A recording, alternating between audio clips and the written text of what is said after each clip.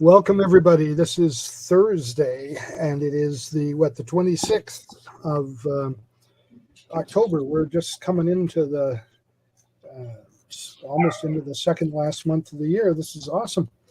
And today's topic is personal values, and we're going to have a really interesting look at some things.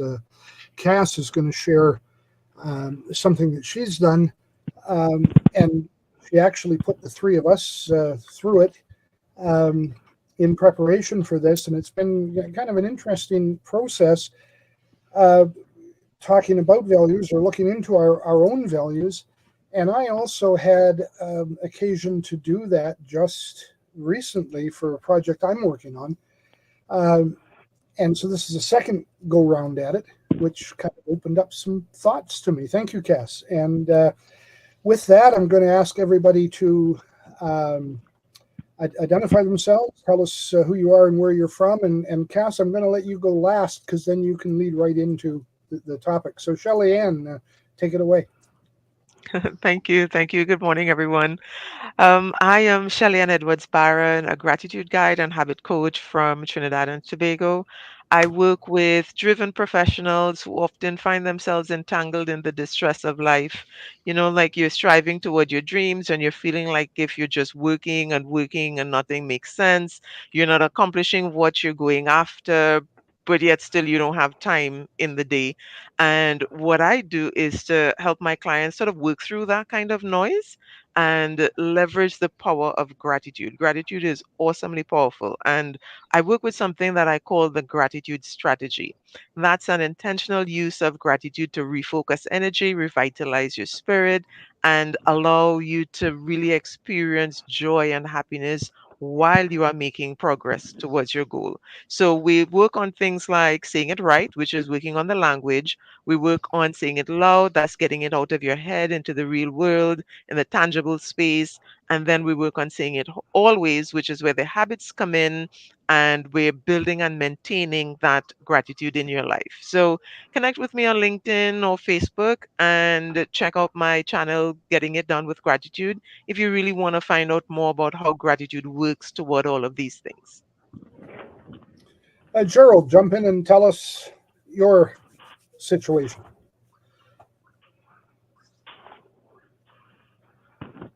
No microphone, Gerald. You're muted. There we go. Sorry, there. Yeah, I had to relocate there. Sorry about that. I'm an image consultant. Basically, like what we are is a reflect. How we describe the reflection that we see in the mirror. So basically, Mm. if you don't like, if you're not happy where you are at the current moment, give me a wee call, a free 30-minute call, and we can discuss it. And that's about it. Give you a wee sense of direction. I love that. Short and to the point. I've been talking to Gerald recently, and he's been doing some examination of what he does. He knows what he does, but to put it into words for the rest of us. And man, you nailed it, Gerald. I love it. I just it kind of between the music starting out and getting this going, it's really good. So I'm going to jump in with my own description Thank you. before we turn to Cass. Um, I'm a multi niche creative. I embrace multi potentiality as a digital content creator, an online presence consultant, a business success guide, and a personal development mentor. I work with those wanting to start or to expand an online business, helping them get unstuck in their first business and in their personal lives and move forward on their own journey of success. Please feel free to contact me anytime. I'm on Facebook and LinkedIn, and my website, stephenbhenry.com. And with that, Cass, introduce yourself and take it away. Hi, thanks, Steve. I am Cassandra, and I live in Ontario, Canada, and I'm a holistic life mentor. And I'm going to take a note from Gerald there, keep it short and sweet. I work with big thinkers, both in person and virtually. I work with them to get to the heart of issues, develop skills and insights to put into practice in their everyday life. So, a word that Steve used there, stuck. I think if you're feeling stuck, it's something that I can help you get unstuck. And from that, I'm going to jump right into our topic, personal values. So personal values are what you use to decide what is good and not good for you and for your community around you. It's things that you view as ideals, how people ought to behave, things like patience or honesty. Your overall disposition is guided by these principles. Even the goals you set need to be in line with your personal values. So what we're going to do here is we're going to do something that I've done with my coach, and I've also done with some of my clients, called the personal values journey. And I'm just going to open a little window here so I can see. There we go. It starts off with just looking at a list of values. So what you're going to do is you can either do this on your computer, your phone, or a piece of paper, and write down some of the words that connect with you strongly. What values are important to you? You can go on Google, you can look for a values list and just choose some from there. You can take anything that's in your mind that just jumps out at you. And that's the beginning of your values list. So what we're going to do together for a moment here is we're going to think of 3 positive highlighted moments in your life. Something like becoming a parent, or maybe a significant birthday, like you turned 50, or just any kind of moment that's truly connecting with someone, something that feels good. So you want let me jump in a second, Cass. Just hold on. We've got some noise in the background that's going to be very distracting, especially on the recording. Does somebody have a microphone sitting on their desk where they're maybe typing, or something that's moving that's making vibration on the microphone? We'll see if it continues. It stopped as soon as I got everybody's attention, so I can't pinpoint where it is. That's because I muted my mic, is probably why it stopped. It might be raining outside here. Can you hear it? Yeah, it's back again. Is that dripping like from on the windowsill sort of thing? No, I think it's when Cass moves, so it might be your connection. Am I not right in thinking it's a new mic that you've got, Cass? Let me just check my audio here. Yep, let me add it to this. Does this sound better for you? Yes. Not hearing the noise. Yeah. Okay, carry on, and hopefully it won't be there anymore. Sorry about that. Okay. No problem. So we're going back to the journey. I want you to think of 3 positive highlighted moments. So what you're going to do is you're going to think about values that are connected with these. So maybe something like joy might be something that was connected to a positive moment. I think I have a cat in the background eating food. I don't know if my mic's picking that up. No, Okay, you're fine now. Okay. So connection, companionship, friendship, there's all gratitude is a value. So there's all kinds of things that you can pull from these 3 moments. And I'm going to just talk for a little bit about some of the ones that I did, just to give people a little moment to, think of what those moments will be and write them down. One of the values for me was trust and authenticity. Those were things that I needed to have to enjoy those moments. And I suppose it's not really enough time for people to do this as they're following along. They can pause and come back to us if they need. The next step is to look at 3 of the heaviest moments in your life. So what that could be, maybe you didn't go for a job or a position that you were hoping for, or you didn't get it. Maybe it's the end of a relationship, or maybe it's some experience of loss, whether that's friend, family, pet, or it could be of items. I lost my great-grandfather's 75th wedding ring at a party once and never recovered it. And that was a great loss for me. So I want you to pull out some of the values that were missing from those moments. What could have made them better, but they were heavy, so therefore they were missing the values that you wanted to have. You can also talk about the values that were there, like struggle or sacrifice or effort, those sort of things. So again, three positive, 3 heavy events, and the values that were either there or the values that were missing.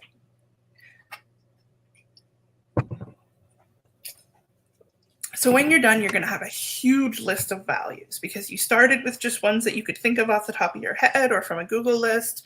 Now you've done 6 events, and the more you have here, the better. That's what you want, is a big list of values that resonate with you. And I did this on a computer, so it made it much easier than paper. But now you want to group these together. You're going to take things like joy, happiness, bliss, that they're all similar, so they might be in a category together. You're going to have something like safety, security, well-being, personal strength. That might be another category. However you think to link them, that's up to you. As long as they're linked in your own mind, you want several categories. And I think I had a list of 11 or 12 categories when I was finished, putting them all into little groups together. Sorry, maybe it was about 8 categories. And again, you can pause and take some time, move things around, and come back to us. And when you come back, you're going to have these separate groups. And from these groups, you're going to pick the number 1 word that stands out to you, something that embodies that group. A couple of mine, I had 2 words. I'll give you an example here. This is a long one. Connection, companionship, camaraderie, celebrated, friendship, support, community, cuddling, touch, acceptance, warmth, sharing a meal, encouragement, supported, uplifted, loved, and belonging.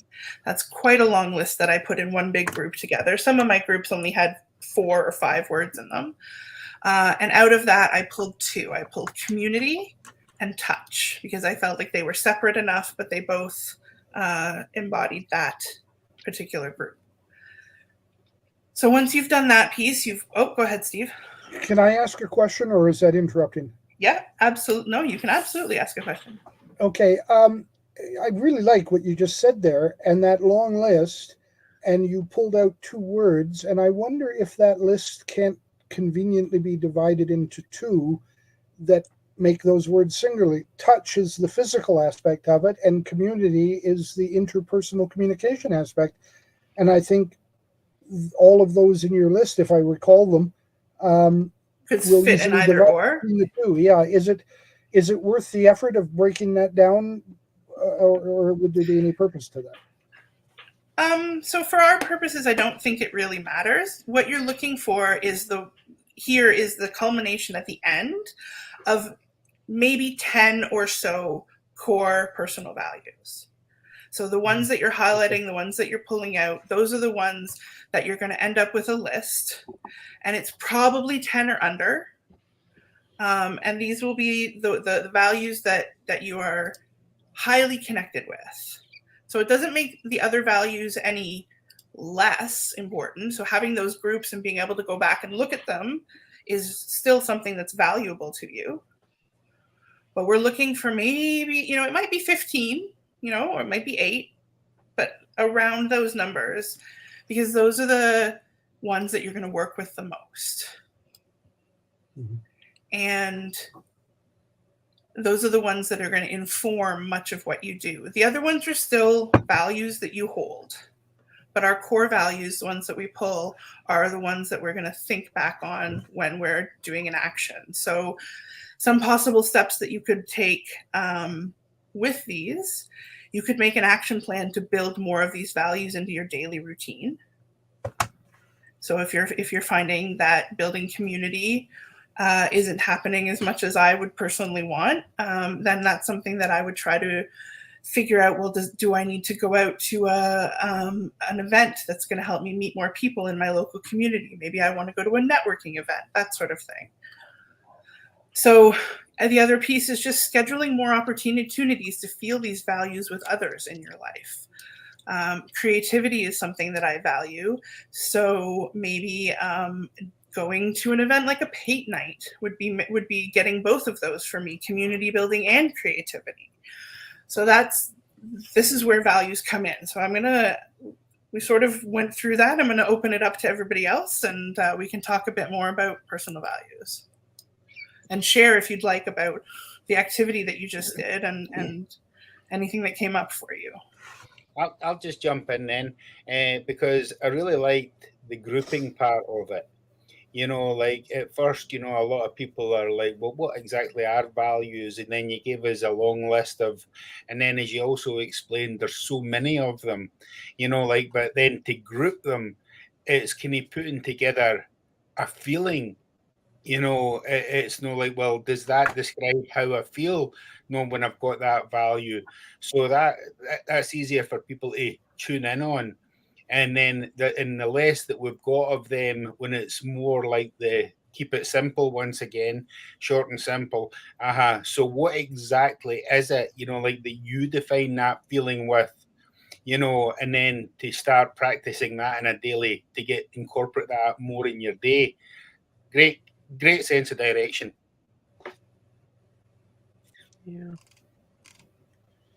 Yeah, I found the exercise to be very interesting. Cass, you should share the link to your blog post on it, because the description and the steps that you provided were just really excellent. And as I went through the exercise, I ended up actually with 9 core values. And I found that to be very powerful. I easily get sidetracked and involved because I am multi-niched in what I do. I look at things from a lot of different perspectives. And my initial list was huge. And it was the grouping and the paring down that made me focus on some things that was there. And one of the ones that actually stood out on its own quite quickly was my understanding of freedom. And my values that deal with freedom are a little bit different, because I had a mentor early on in my business career that explained that there are 2 freedoms. There's the general freedom that we all kind of feel, the freedom to, freedom of speech and freedom to travel within an open country, things that a lot of people around the world don't have access to. Freedom of press, both good and bad, because, the fact that they can share things openly, but then they tend to share what they want to share and take a different approach to it in many cases. So, they need to look at things like trust and equity and truth and, those sort of things. But those common freedoms, regardless whether they're abused or not, they're there, and we just sort of take them for granted. But my mentor referred to a thing that he called an uncommon freedom. And it was the idea that, you may have those freedoms, but do you have the ability to use them? And he was talking in particular about the financial ability. He was a financial, he was a writer actually, but he was referring to the financial success that the typical American dream kind of success that leads to the freedom to be able to do what you want because you can afford it. And so people who have, a person who has the freedom to travel across the country but doesn't have the money to pay for the gas or even to have the vehicle doesn't really embrace that freedom. So it's an uncommon freedom. It's a different freedom. And I realized along with that comes responsibility. And so, it's these things are tied together. And As you develop those core, the 9 that I have are inseparable. All of the other fringe ones tie into each of those 9, but not into everything. But the 9 tie into each other in a grouping that is inseparable. And I had never looked at it that way before. We have these responsibilities, in my case, in 9 areas. You've caused me to look at things with a different viewpoint, and I thank you for that. Could I just say, follow up on what you just said there, Steve? I thought that was really important, especially like when you spoke about the freedom, and then you started speaking about other people's, view of what that word meant, and knowing it can. Whereas this really emphasized the power of what Cass's exercise is. It's very personal.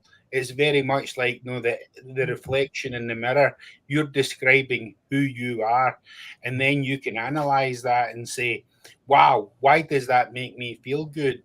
And then if that's how I like to feel, and those are the words that we're using, that we're telling our brain that's how I want to feel. So we're directing our brain to feel that way by using the words that we understand, create those magic moments. It's very personal. I think this is very, very good. Especially like when we're talking about, if you're not happy, then it's pretty much the way you're describing that reflection in the mirror. So this is pretty much like, who am I? And is the values stopping me from liking myself, and giving you a wee chance to, tweak who you are in your direction, and then incorporate it and take action on it, incorporate it in your daily activities. Fantastic. Yeah, very powerful, Cass. Yeah. And you know what came up for me? I I've known for some time that compassion and gratitude and joy top the list in terms of my values, because when I work with my clients, and I'm also a writing coach, and when I work with writers, young and older, there's a lot of uncertainty and lack of confidence because of how closely connected writing is to how we value ourselves. And so I've always had that. But what also came up was simplicity, because I had words like ease and flow, and simplicity was one of them. And that made me really think about having systems and structures and strategies that could be implemented, which I hadn't thought about it being connected with productivity and habit coaching, which is what I do, but that's where it is. And that's what makes things easier to do. And in habit coaching, we talk about repetition and reducing the friction that is there when you're trying to implement a new habit that's positive, or increasing the friction when you're trying to reduce a negative habit that you don't want to continue anymore. And this is where we go down to, starting really small for the ease and flow and the simplicity, and, building on that. And I like you guys, insight that, I mean, it's there at the back, but when it comes to the front and you can see it and discuss it and understand how impactful it is, it makes a difference. I think it makes a big difference, especially with coaching, when you are able to find out that your values and your coach's values are in alignment. Because I think if you are out of alignment, it's very difficult to work with that coach to see things eye to eye. I'm not saying it is impossible. Certainly, there are people who have different values who can push you in certain ways towards your goals. But I think that there are some core value alignments that need to happen when you're working with somebody on that personal of a level. Yeah, that was pretty much like what you were saying, Shelley Ann, as if when you're seeing them in front of you, like they're like the moving toward values, like what you were talking about, Cass. There's also moving away from values. It's like, so your values pretty much guide everything in our thoughts and our behavior. What's most important to us, and to have them broke down, like grouped. It's easier, like you were saying, Shelley Ann, to like when you were saying, like, when you think of words that are values like compassionate and kindness, caring, but then you've got to say, do I have those values? Where am I as far as that? And where is an example of that? Like another part of that exercise you gave, Cass. And then when you were saying, Shelley Ann, about the habits and the coaching to make it repetition, then by grouping them and making it part of your daily action, to build that repetition and create new habits of feeling good all the time. Yeah. I think Go ahead, Shelley. oh thanks.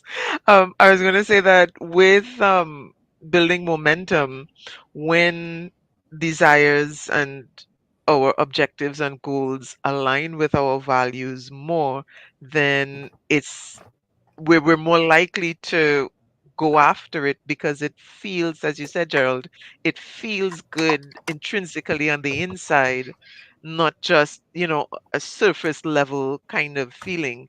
It goes deep when it connects with our values.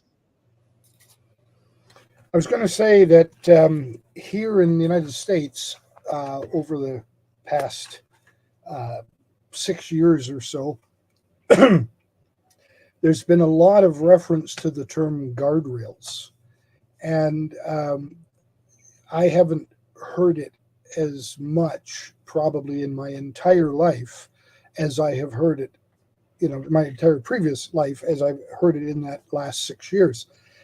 It's a political reference, a situation, and it's there. And I think this list of, in my case, of 9 that I kind of narrowed this down to core values, they are really our internal guardrails. They, they are the guidance that keeps us on track, keeps us in line, focused, whatever you want to call it. Almost subconsciously, because we have them and because we think about them and because we embrace them, they tend to inform what we do and how we do it. And developing them, identifying them, and focusing on them, I think enhances that guidance that we get from them. So again, this is a very productive exercise. As Gerald uses the reference to a mirror, it makes us stop and examine ourselves. And it's, going through the whole process, and I was picking, in picking the events in my life, and I've had a long and very, very involved life, some might say an illustrious life, and done so many different things. And in general, I've always said, and it's not just a catchphrase, it's the truth, life doesn't owe me a dime. Anything that owes me is my own fault. And so picking 3 key positives and 3 key, what was the word you used, Cass? I noticed you didn't use negative. Heavies, yeah, okay. And I thought that was interesting too, the choice of words, because you can have heavy events that aren't necessarily negative events. And I found that to be kind of eye-opening as I explored it. And, my father was my first guide and mentor, and he influenced my life in so many deep, deep ways that even now, even all these years later, I still find things that come out of the blue, and I think, where did that, how did I know that? Where did that come from? How did I do that? And then I pause and I realize, when I was 8 years old, sitting at my dad's feet while he was doing whatever he was doing, that's where I got it from. And even stories that I tell are many times my dad's stories that are there, and little examples of things that made me, as a child and a young teen, look at things in different perspectives. And I think I probably got a lot of my my own values, my own sense of worth from my father. And so that greatest heavy was when he died as I was turning 18. And I was a big loss in my life, a big factor in my life that was suddenly not there. And yet he's still there all these years later, affecting me in little things. Damn it, Dad, is there. And that's kind of really interesting. I wouldn't have thought of that as much if I hadn't looked for particular heavies. And I've certainly had some in my life. And I've learned positively from every one of them. So that's why I really like the term heavies as opposed to negatives, because if I looked for a list of negatives, it would be different things. And they might not be relevant to the exercise we're talking about here. They might actually draw away from it. But picking out heavies that have had impact, there's power in that. There's awareness that we don't get otherwise. It's cool. I think it's really neat that your father's impact on you, his values that he imparted in you, and you impart in your children, and it becomes a generational value that you can pass along. And he may never have met his grandchildren, but they're going to know about him through you. They're going to know about his stories and how they are valuable to you, and they're going to learn about him and his values in that way. So values are certainly something that drift through, or I think drift is the wrong word, sorry, that flow through, our generations of family. Yeah. And it's it's difficult. I'm remote from a lot of my first family, and some of the breaches that are there may never be bridged again. I was chatting with a person who grew up across the street from me. She is, I believe it was 5 days older than me. We were born at the same time. My mother and her mother spent a lot of time together, before we popped into the world. And then afterwards, we would be babysat by one or the other, if it was necessary to go out. We spent time together as little kids playing together. By the time we were teens, we were going our own way quite a bit. Went all the way through high school together, and then totally separate ways. I moved away after my college, and she stayed local. And we were talking about the public school that we went to, Woodland, and I was valedictorian for the graduation, and ended my valedictory speech, as I remember clearly, with the phrase, "We will always remember we were at Woodland." And certainly we do. And she talked about a group that gets together periodically of people who were at Woodland together. And it's a little sad to me that I'm geographically removed and not able to drop in on that group and partake. I'm also a member of the alumni group from my high school, and they hold a monthly breakfast meeting that I would love to attend. Actually, during COVID, I provided Zoom connectivity so people could attend the breakfast without actually having to be there.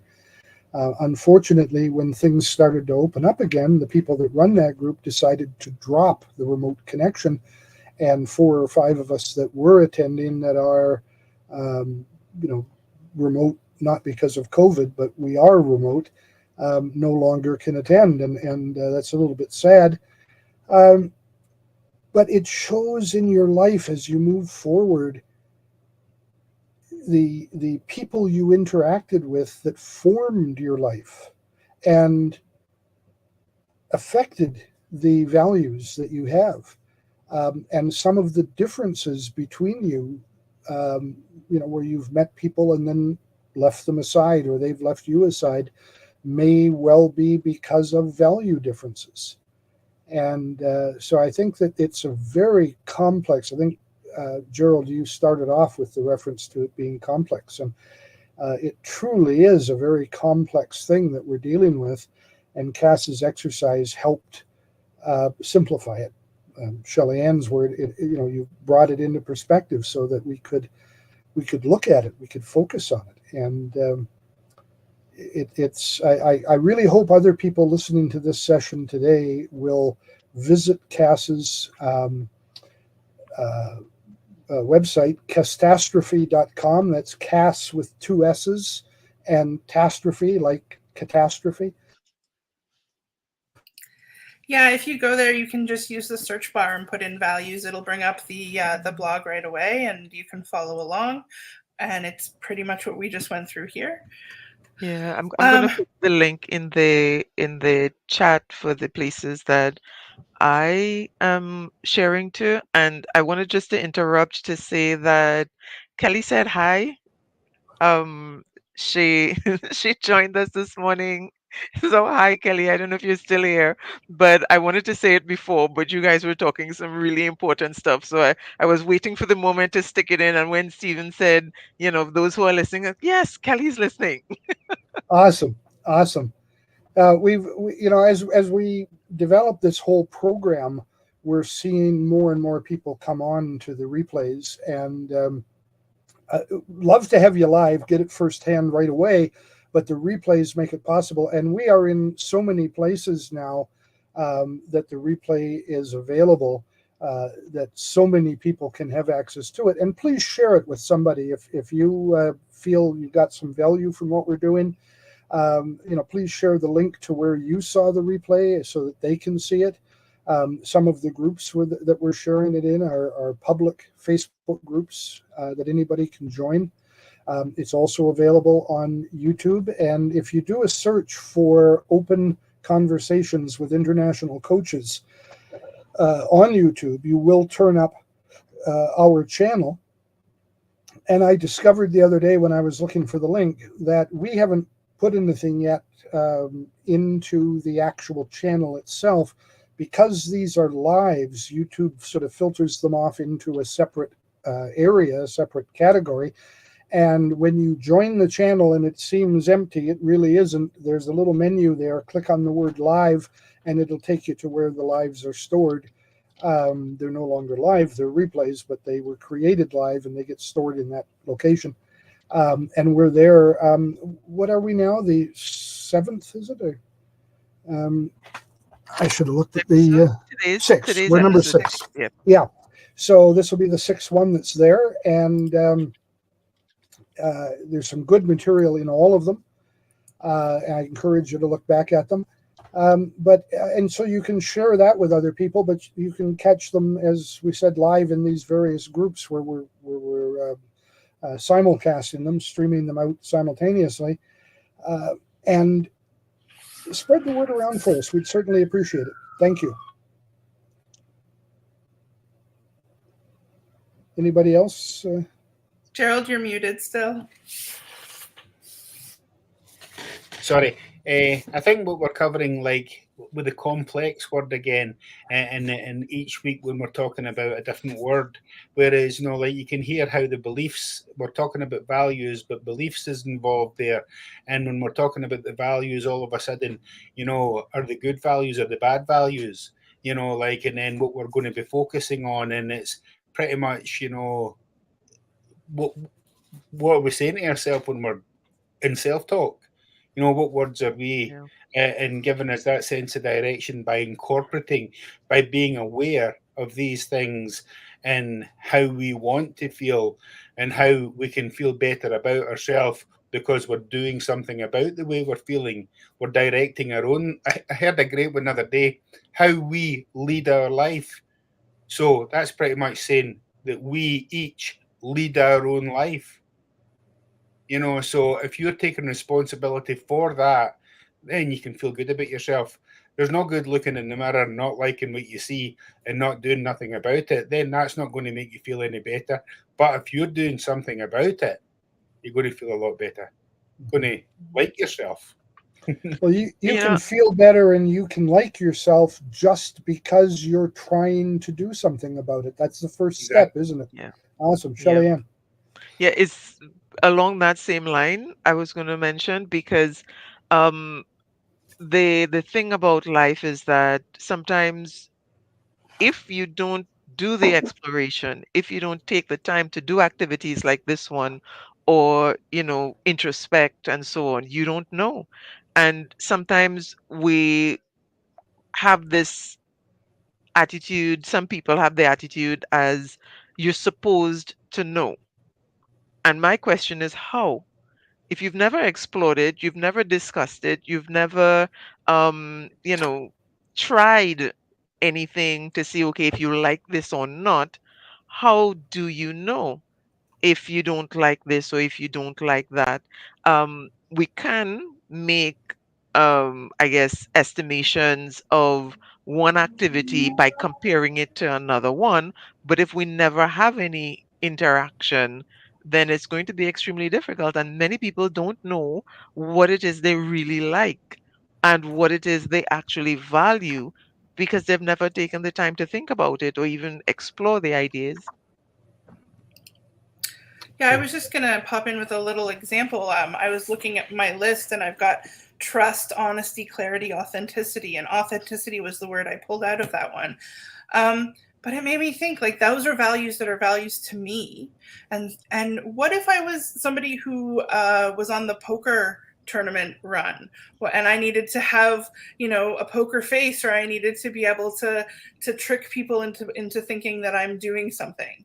Then maybe I don't want to be my authentic self. Maybe I want to be a trickster in that place, and that could be a value because it's valuable to you to use it. So there's places where your values and other people's values are just not going to be the same. It's And very as you said personal. that, it made me think of things that and situations that I would not put myself into. And for example, playing poker, that's something that, I mean, I know the game and I've seen other people play it. I look at it from time to time, but I I wouldn't play it on a regular basis because of what I would say. So for example, being able to trick someone or the competitive nature of it, while I do understand the reason many people value competition, my understanding and my value where competition is concerned is not as high as other people.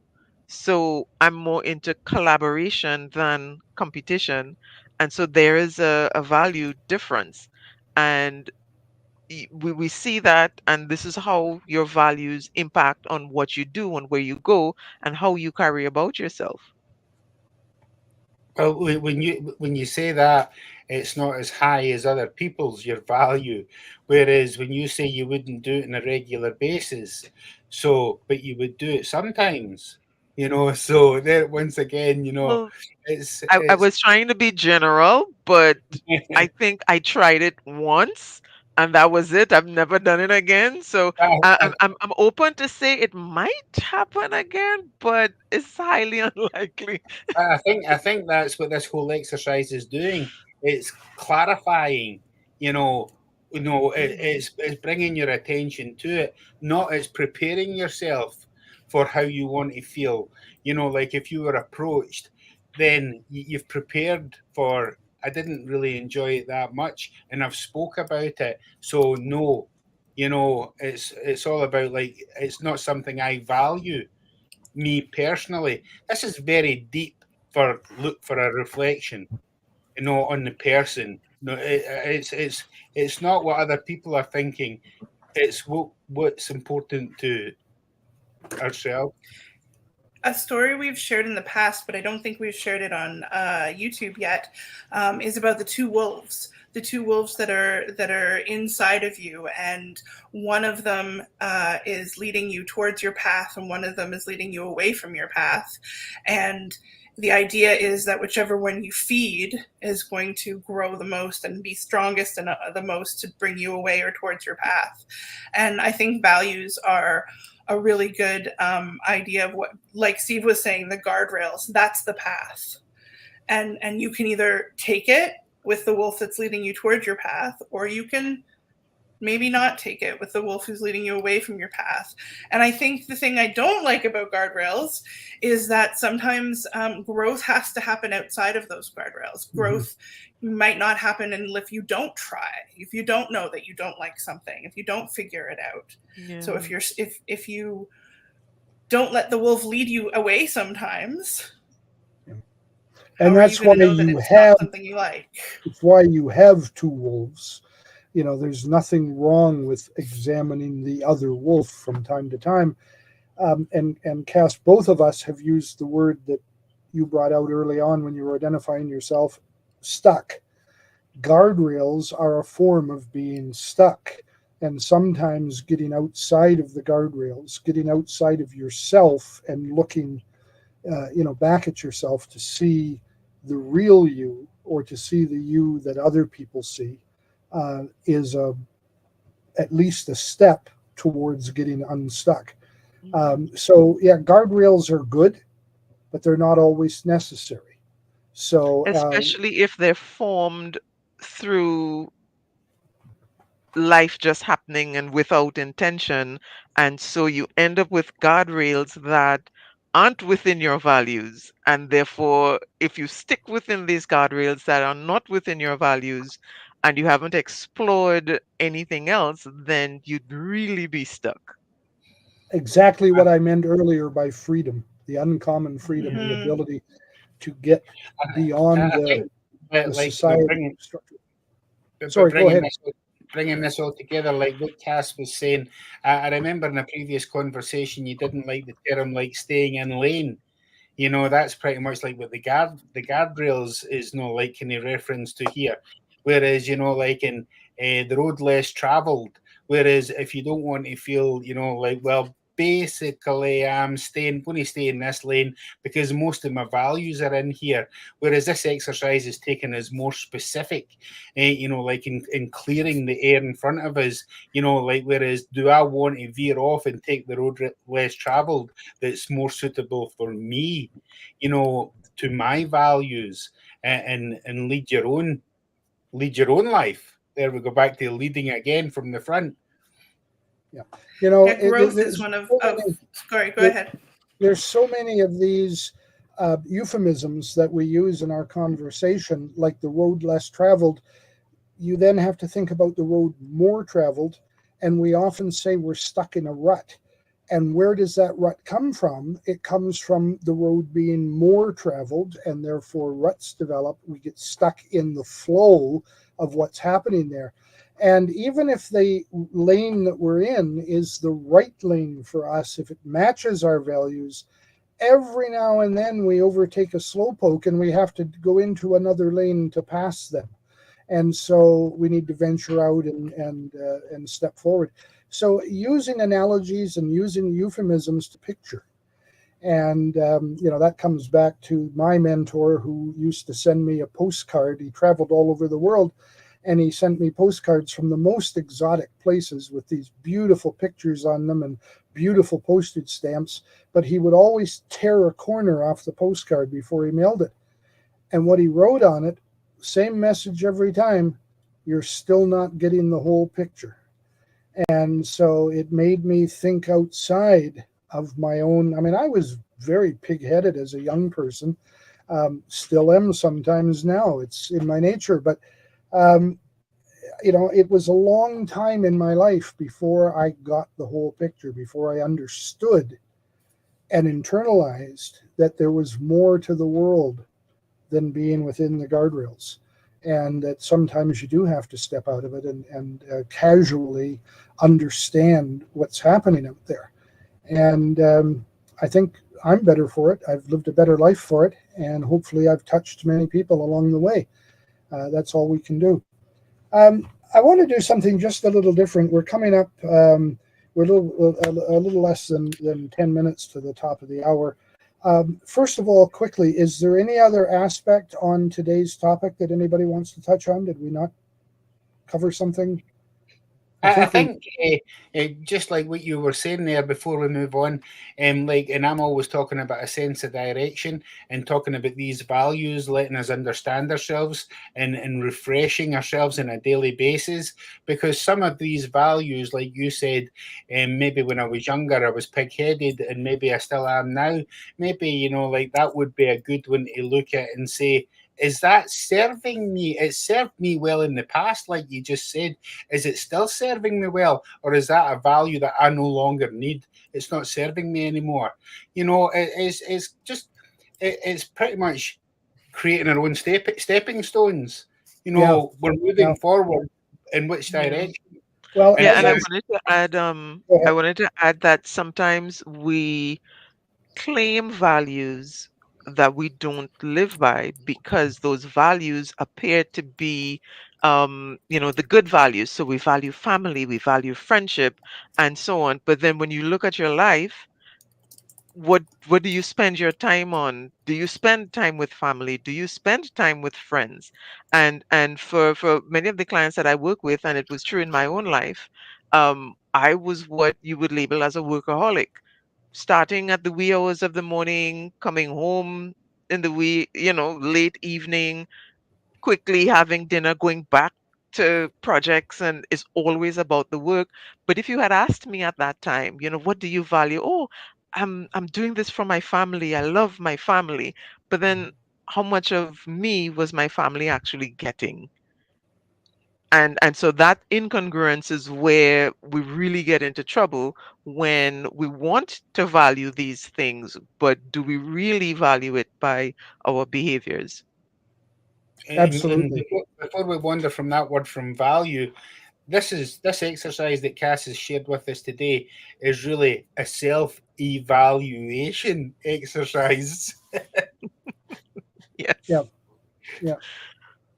Yeah. I think we've covered some awesome material today. This is going to be one of our standout videos on replay.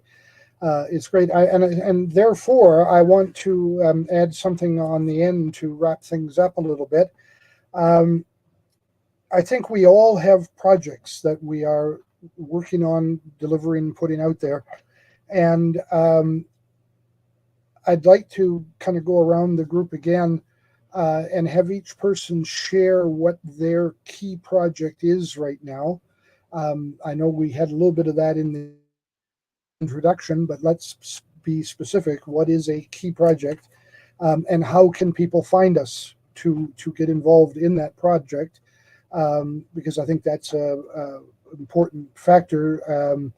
And I want to say to the people watching this, whether live or in replay, don't be shy. We are all approachable, and if something one of us or some of us have said, you know, touches a hot button, and you want to get a hold of one of us or more than one of us, please reach out. Even if you leave a comment where you're saying this, that you want to be contacted, and say who it is you want to contact you, and if it's not in, like, if you do that in a group that I'm not in, the person who is in that group will pass that on to me. We'll do that certainly comfortably among us. We're all friends. So please, let me go around the group here and just share what your focus project is right now and how people can get a hold of you to participate in it. Shelley Ann. I was hoping you did not start with me. Gerald, go ahead. Okay. Well, pretty much I'm focusing on the self-image and empowering people to their own self-belief, because pretty much, like, most people get stopped when they're getting started. And no, that's the part, like, they just don't commit to it. They don't make that decision. And it really comes all about the decision to move forward.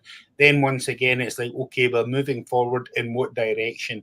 And then it goes to, like, the values, like we've just covered today, what's important to us, like, and what we think of ourselves. It's all about, like, we're all required required's a terrible word. We're all very, very important for on this planet. We're all here for a reason, and the more people we're kind of stopping other people, are limiting other people's benefits by not being ourselves. So I just am aiming to, like get us all to be looking in our own reflection and liking that person because that person is behaving the way we're proud of that person, and sharing that and leading by being the light, not looking for the light. Where do they get a hold of you, Gerald? My website address is www.exquisite-lifestyles, and that's spelled XQISIT-lifestyles with an S.co.uk. Awesome. All right. Okay. So I'll go back you ready? to Okay. yeah. I was joking the other time though, but that was a bad joke.